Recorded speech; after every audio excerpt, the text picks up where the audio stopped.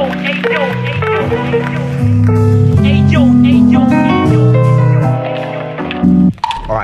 what is going on guys? Gino checking back in for another video today. I'm in the car right now, about to head to the gym. Before that I had my pre-workout meal, which consisted of 450 grams of Skyr Icelandic yogurt, or just call it Greek yogurt, vanilla flavor, one whole green apple cut into pieces, 2 rice cakes in total mixed in, and then I had 2 pieces of 85% dark chocolate. Today is the, let me check, 14th of November and it's 1:30 p.m. About to head to the gym to do an upper body workout once again, but this time revolving around the overhead press, or the seated overhead press. It's already the 3rd video in the photo shoot prep series, and so far I'm really enjoying just taking you guys along with me during this entire process, since it's the first time for me as well prepping for a photo shoot. And I've been reading the comments on my previous videos and you guys seem to be enjoying it as well, so let's just keep the vlogs going. So, like I said, I'm in the car right now, about to drink my pre-workout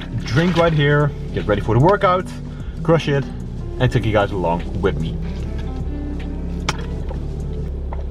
Oh, that shit's really malate, they're so freaking sour.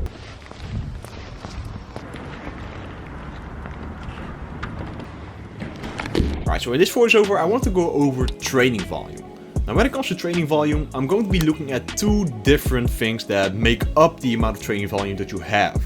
So in general, it comes down to how much sets per muscle group per week in total that you have in your training program, and the relative intensity that you put into each set. Because each set in the amount of training volume that you call your total training volume should have a high enough intensity to actually promote some muscular damage, which then allows you to count it towards your actual training volume. Because if the sets that you're performing are not intense enough, they will not provide enough stimulus to promote hypertrophy, so you're then better off to not count it towards your total effective volume. So we're going to be going over the volume landmarks that dictate a range of sets in terms of its role and level of effectiveness. So we have MV, which stands for maintenance volume. So this is pretty much just the amount of volume that you need in order to maintain your exact muscle mass at this precise moment.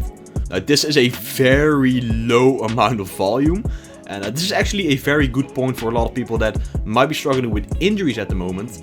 Maintenance volume in general is generally anywhere between 0 to 4 or 6 to 8 sets per week per muscle group. So that means that you most likely only need to do 8 sets for any particular muscle group per week in order to actually maintain your exact level of muscle mass. So then we have minimum effective volume. Now this is the minimum amount of volume that you need in order to see progress on a week-to-week basis. Now this amount of volume generally lies anywhere from the 8 to 10 set range. So there are a lot of people who can simply get away with being at minimum effective volume and still see progress. And then we have maximum adaptive volume, or MAV. Now this generally lies between 14 and 20 sets. Now maximum adaptive volume simply means that this is probably the most amount of volume that you can accumulate in your training program that your muscles can still adapt to and thus grow from. Now this is most likely the amount of volume that most of you should be applying in your training, since it has been shown to be the most effective in order to actually see enough growth, more than the minimum effective volume, which you can still recover fine from and progress with from week to week. And then lastly we have MRV, which stands for maximum recoverable volume. Now this amount of volume is something that you have to be very careful with, since this amount of volume generally lies between 20 to 26 sets per week. Now the name already gives it away, this is the maximum amount of volume that you can still recover from. And this is something that you truly have to experience for yourself, since I have been in a spot where I did around the MRV range of volume, which is 20 to 26 sets per week, and especially on my back, I noticed from week to week that my back was simply not recovering. And when I did not recover, I also did not progress. Now these 4 volume landmarks are certain guidelines, but the amount of sets that are in those guidelines will be different for everyone in terms of the result and the amount of recovery capacity that you have, based on things such as lifestyle factors, genetics, and so forth. Let's just put it very simple. If you have an individual that's very stressed outside of the gym, they might not get away with as much volume as an individual who only has training or working out as their only source of stress. right? So that's why it's very important to take all of these landmarks with a grain of salt and just experience on your own how much volume you can utilize as long as it is effective according to these landmarks. Now, in my opinion, and what I always utilize for my clients and for myself as well, it seems to be the most effective to be between minimum effective volume and maximum adaptive volume. That seems to be the sweet spot for most people in terms of having adequate progress and still recover well enough in between your sessions. Now, there is a very simple way to dictate how much volume per muscle group you should be using. So if you have a strong body part that develops quite well, develops quite easily, and you don't need to pay a lot of attention to that specific body part, you simply need less volume. And on the flip side, if you have a weak body part that needs a lot of attention and doesn't grow as quickly or as easily, you simply need to apply more volume to that muscle group. So let's just take myself for an example here so that you guys have an accurate view of how to distribute your own volume. I personally plan a lot of weekly volume for my chest. My chest always used to be a very weak body part, so I did the most amount of sets per week for my chest. So in order to minimize the amount of systemic fatigue that I could accumulate, I performed less sets for other muscle groups.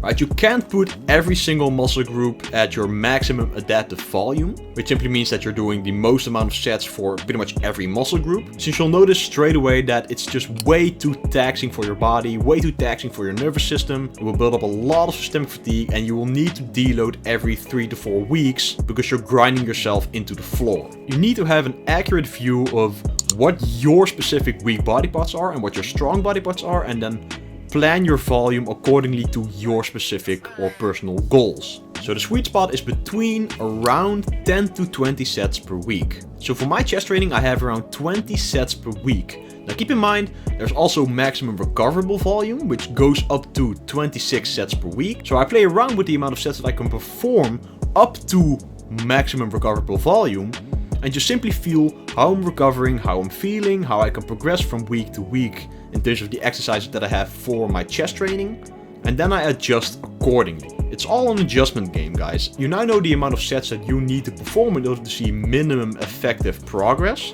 and just play around to see what the maximum amount of volume you can use in your training program to still recover and progress from week to week. Now, one thing that you should really take in mind when it comes to planning out your volume is making sure that every set that you're performing and counting towards your total weekly volume is intense enough. There's also the concept of reps in reserve, and I've personally been experimenting with that a lot as well as of the past 3 months or so. And it means that after your deload, you begin with around 3 or 4 reps in reserve, then the next week you move on to 2 to 3 reps in reserve, the next week 1 to 2 reps, and then in week 4 you have 0 to 1 reps in reserve, and then you just keep on cruising, but that's at least the way that I do it, until you notice that it's time to plan a deload week. Now, this is something that a lot of people just have to experience for themselves as well. I know a lot of people that just simply keep 0 to 1 reps in reserve for their entire training cycle, and that's fine as well. There is no set in stone best way to approach this. You need to experiment this for yourself and see what method works best for you, allows you to recover the best and make the most amount of progression from week to week. I hope you guys find this voiceover informative. If you have any questions about training volume or the information that I covered in this video in particular, let me know in the comments down below, and enjoy the rest of the vlog.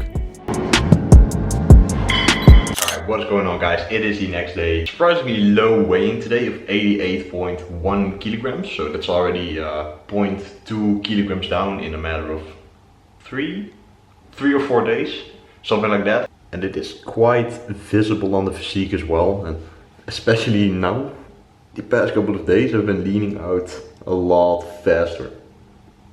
I actually should have said this in the beginning of the video, but the day before I had a rest day and I actually decided to just go to the gym and hit an extra cardio session. Like, I know that I said like I'm not in a hurry or in a rush, but since the shoot is at the end of November, I figured, you know, I'm not in a rush, but every small thing that I can do as an extra might help to speed up the process a lot better.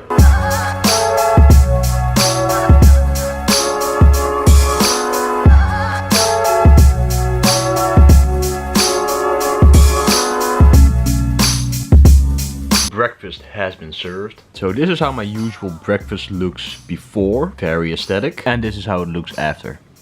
Still very delicious.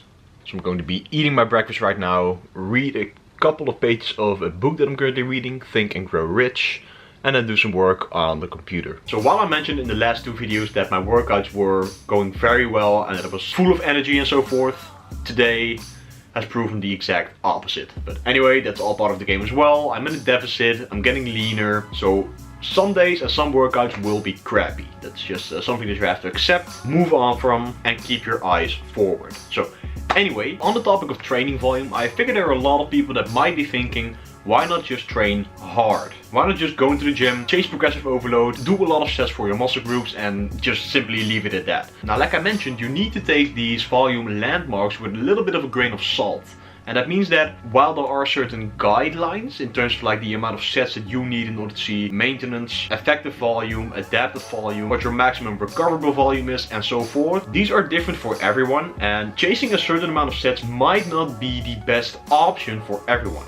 Now keep in mind, this is the most effective way to approach your training, but there are just a lot of people that simply like to go into the gym, put in the intensity, train hard, put on their earphones and just simply forget about the whole entire world, and that is fine as well. Alright, you need to dictate for yourself what your priority is. Like for example, I never thought that I would be the guy to bring a notepad into the gym and log all of my my sets, my reps, my weight and so forth, but as I've gotten more experience in bodybuilding, I figured that I like to chase progress. Of course, I like to put in my earphones, put on some freaking heavy metal and crush it in the gym as well, but I want that to complement my main priority, which is to progress, which is to improve and develop my physique, and that requires me to at least make an effort to know how much volume I need in order to see improvements in my physique in the areas that I want to see improvements in. So as long as you just keep that in mind, just realize that even if you just want to go into the gym and crush it and train intense, if you're not seeing the progress that you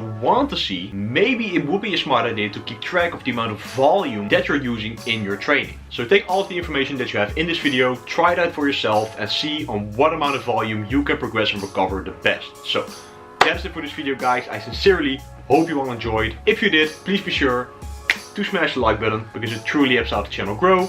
Comment down below and subscribe to the channel and turn post notifications on for so much more content coming really soon. I'm out, guys, and peace out. See you in the next one.